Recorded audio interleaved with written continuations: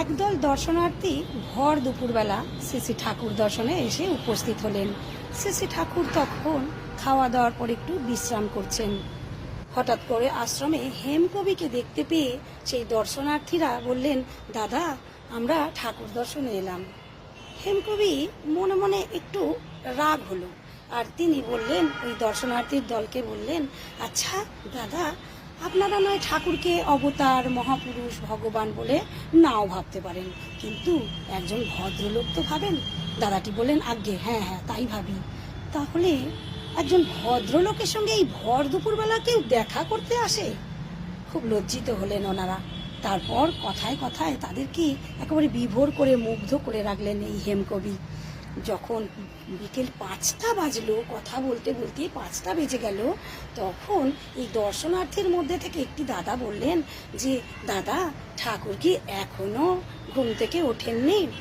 তখন হেমকবি মুচকি মুচকি হাসতে হাসতে বলছেন, শুনুন, এই কথার উত্তর আমি পরে দেব, আগে আমাকে 1 প্যাকেট সিগারেট এনে দেন। একজন দাদা ছুটে গিয়ে বাজার থেকে 1 প্যাকেট সিগারেট এনে দিলেন হেমকবিকে। সেই হেমকবি সিগারেটের প্যাকেট থেকে একটা সিগারেট বার করে মৌজ করে একদম সিগারেটটা টানতে টানতে বলছেন, আসলে কি জানেন তো দাদা, আপনাদের সঙ্গে এতক্ষণ কথাবার্তা বলে যেটুকু বুঝেছি আপনাদের জন্য এই ঠাকুরই যথেষ্ট। মানে নিজেকে দেখিয়ে বলছে, এই ঠাকুরই যথেষ্ট। কিন্তু ঠাকুর অনেকক্ষণ উঠে পড়েছেন, আমি ইচ্ছা করেই আপনাদের বলিনি বলে তিনি খুব হাসলেন, আর সবাই হো হো করে হাসতে লাগলো। তারপর হাসতে হাসতে শ্রী ঠাকুরের কাছে দেখা করতে নিয়ে গেলেন এই দর্শনার্থীর দলকে। এমনই ছিলেন তিনি রসিক মানুষ।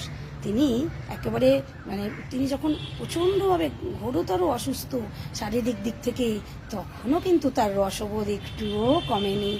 এমনই রসরাজ হেমকবি। জয় গুরু।